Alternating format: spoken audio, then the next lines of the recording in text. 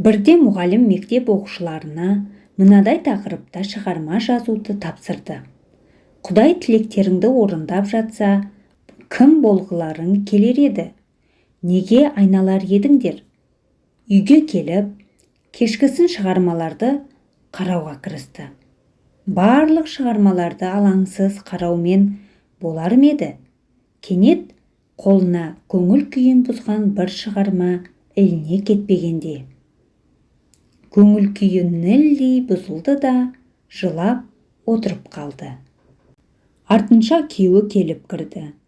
Әйелі ебіл-дебілі шығып, жылауда екен. «Не болды?» деп сұрады күйеуі.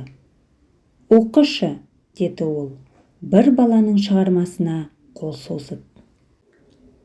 «Құдай тағалам, мен сенен бүгін ерекше тілекті өтініп көрмекпін. Теледидарға айналдыршы. Мен оның орнына барып тұрсам деймін. Біздің үйдегі теледидардың ғұмырындай өмір сүргім келеді. Ерекше орынды иемденіп, отбасымды айнала жинап алғым келеді.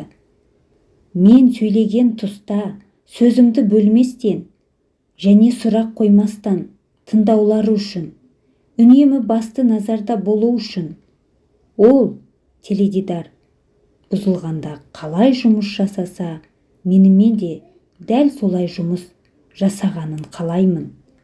Үйге кештетіп келген, тіпті шаршап келгеніне қарамастан, әкеммен бір ортада болғанды тіледім.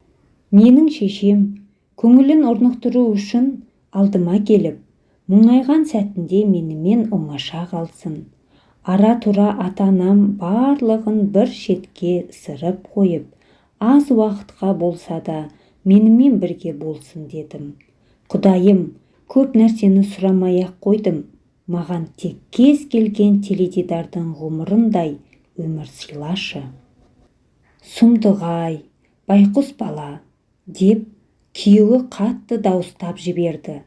Қандай ғана ата-ана болды екен? Ал әйелі болса, әлі де жылау үстінде былай деді. Бұл шығарма біздің ұлдікі болатын. Уақыт пен дүние мәңгілік емес. Ең маңыздысы жақын жандар мен өмірлік құндылықтар.